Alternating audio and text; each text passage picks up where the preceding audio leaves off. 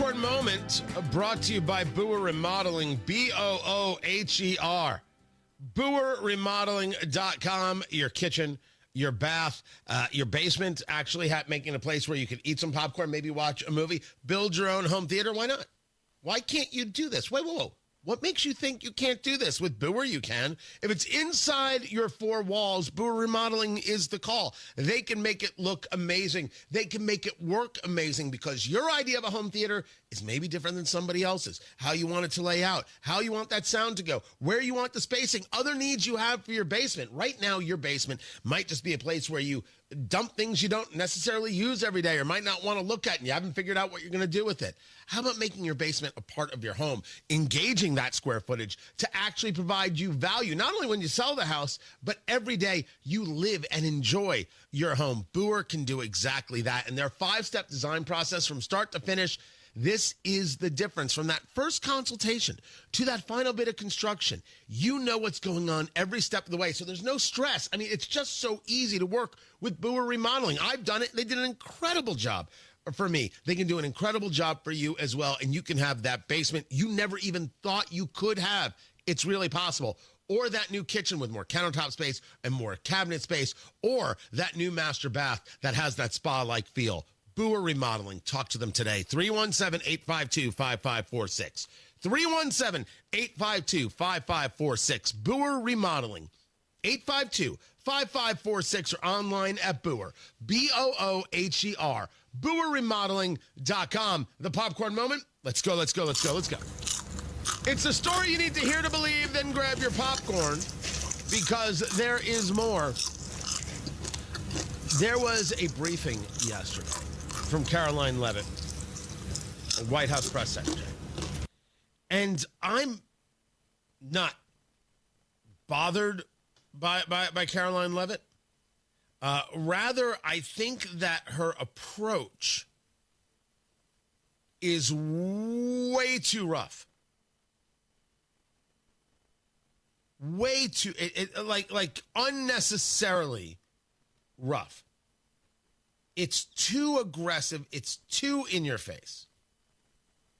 And I have not been a fan of it. I have not been a fan of the actual presentation. But yesterday's press conference, a press briefing was so good. She was so remarkable. I remarked on it.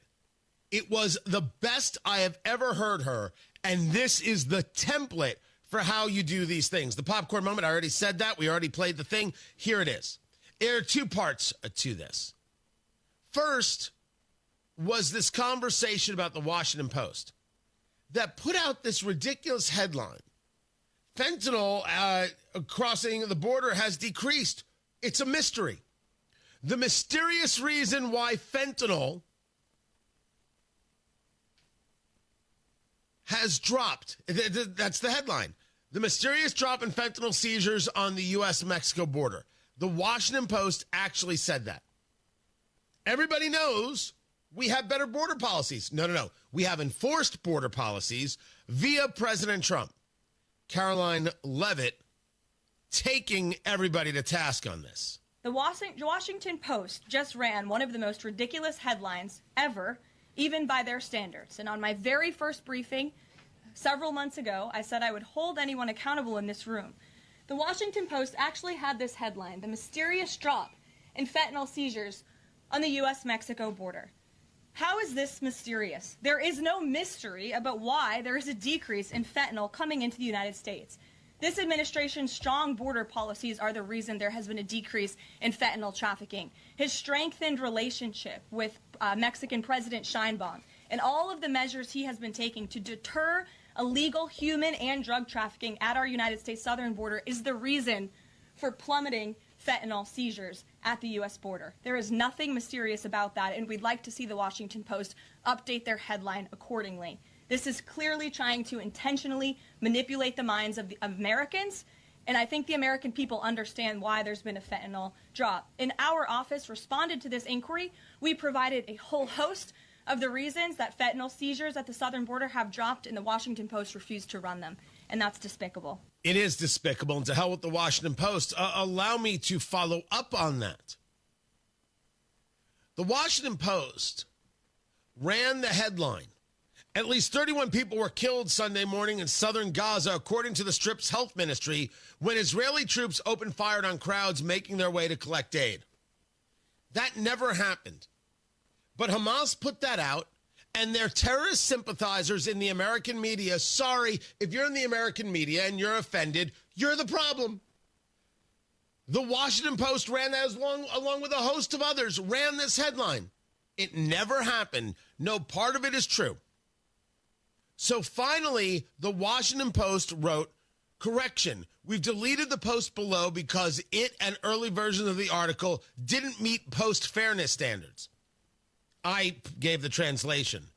We were trying to push Hamas propaganda the best we can, but those damn facts kept getting in the way. That's what happened. They couldn't outrun the facts. They couldn't just leave it there as propaganda. Pro-Hamas, anti-Israel, pro-terrorist, anti-humanity. That's what the Washington Post did. Jeff Bezos, that's what you did. And calling this stuff out is extremely important. Speaking of this Hamas propaganda, back to Karoline Leavitt talking about the BBC.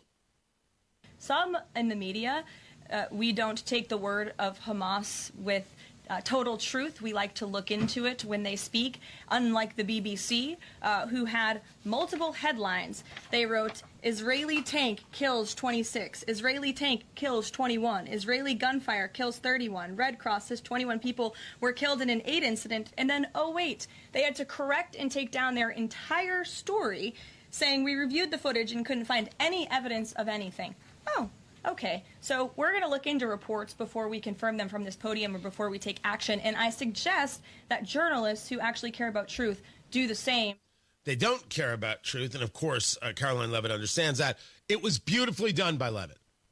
It was her best work. She kept herself in check. She kept what I think is a level of emotion in check, and I don't say that in a disparaging way. When you're trying to be emphatic, there's a way to present.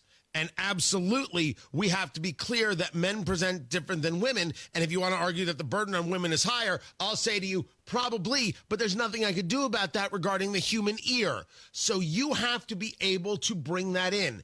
This was perfect. Pitch in terms of actual tone of voice, pitch in terms of actual conversation, pitch in terms of discussion points and direction. It was glorious.